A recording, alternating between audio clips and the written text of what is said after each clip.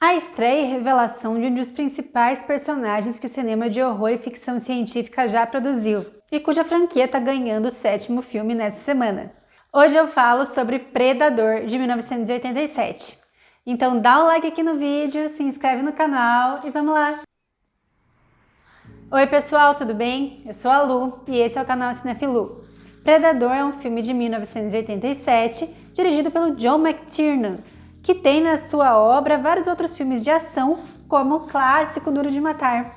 Predador está ganhando uma prequela que vai estrear na Star Plus no dia 5 de agosto e se chama Prey, ou em português, Predador: A Caçada. Ele vai se passar no século XVIII em território nativo americano, no que hoje seria o território dos Estados Unidos.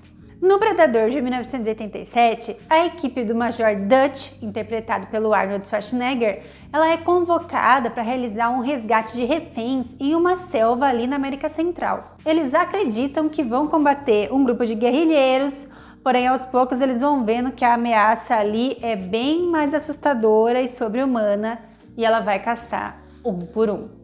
Filmes de ação, assim como de outros gêneros, eles costumam ser subestimados, até porque tem várias obras bem genéricas construídas nesse sentido. Por isso, é bem legal quando um filme de gênero consegue entregar um roteiro interessante combinado com uma parte estética que tem seus diferenciais e que corrobora para a construção da narrativa.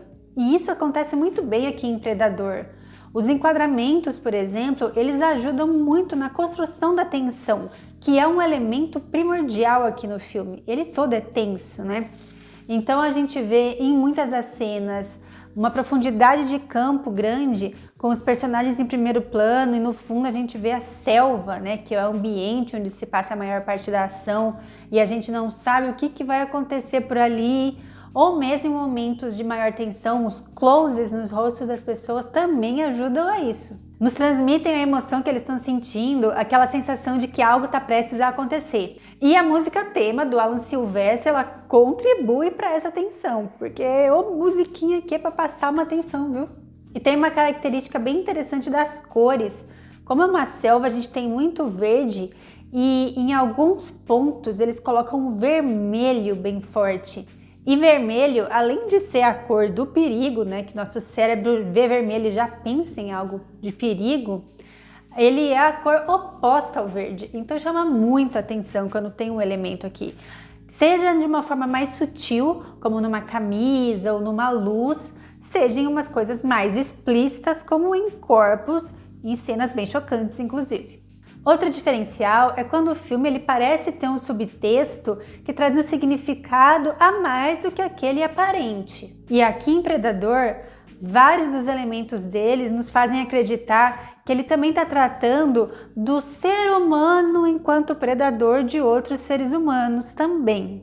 Inclusive, se você for pesquisar a origem da palavra alienígena, ela pode se referenciar a alguém que é estrangeiro, alguém de outro país, por exemplo. Então, na verdade, a equipe do Dutch também é uma equipe alienígena naquele local.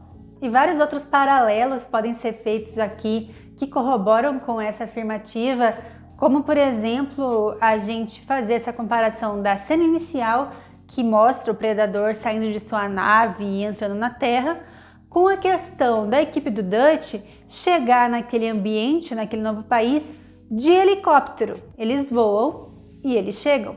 E aí vai se construindo toda essa narrativa em torno do ciclo de presa e predador, né? De como cada hora é hora de você ser uma dessas coisas. E isso é muito bem simbolizado, por exemplo, na sequência envolvendo o escorpião. Como membro da equipe do Dutch mata um escorpião que está nas costas do outro, prestes a atacar, e logo depois a gente vê o predador chegando lá e pegando aquele escorpião na mão, bem simbólico.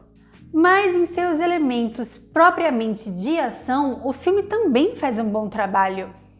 Primeiro que ele é bem violento em algumas cenas, como por exemplo nos assassinatos de reféns, que são bem explícitos, e acredito que até isso seja um estilo do diretor, se você for pensar em Duro de Matar também, né? E em toda a sequência da invasão da base guerrilheira, como a gente tem uma tensão inicial muito bem construída também, a partir desses enquadramentos de profundidade de campo também, só que dessa vez em primeiro plano estão os guerrilheiros e quem entra sorrateiro é o pessoal da equipe do Dutch, que depois, mais pra frente, né, vão sim inverter os papéis novamente.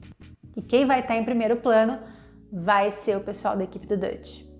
E depois dessa entrada tensa deles ali, né, que é filmada de forma muito interessante, de vários ângulos, tem tiro, porrada, bomba e explosão para todo lado. E os membros da equipe aqui, eles têm aquela dinâmica de ter uma característica mais forte, cada um, mas eu acho também que eles têm um certo carisma que nos fazem criar uma ligação com eles. E eu destacaria aqui, além do Arnold Schwarzenegger, o personagem Dylan, que é vivido pelo Carl Weathers, o eterno Apollo Creed da franquia Rocky, e o Mac Elliot, vivido pelo Bill Duke, que pra mim tem a melhor atuação do longa. E sim, o filme tem alguns clichês dos filmes de ação daquela época, com a testosterona explodindo e simbolizada por aquele aperto de mão que dá aquele close no muque dos personagens, e as partes um pouco negativas disso, com comentários resvalando, sexismo e homofobia, e um pouco de ideologia da Guerra Fria aqui também. Porém, o filme ele não se limita apenas à ação, e ele faz uma mescla muito interessante de ação, combate, ficção científica e horror. E isso é um grande diferencial porque ele também trabalha muito bem esses outros aspectos. E um dos pontos principais aqui desse terror que é construído no filme é um mistério sobre a criatura que está ali caçando aqueles humanos.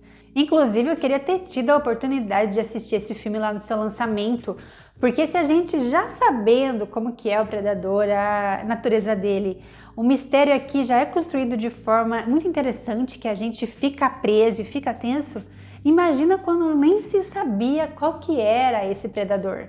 Até porque o pôster do filme, por exemplo, não dá nenhuma dica nesse sentido. É simplesmente o Arnold Schwarzenegger com uma arma. Então, como se remetesse a ele ser o predador mesmo. E esse mistério sobre a natureza dele, a gente divide com os próprios personagens, porque eles também não sabem.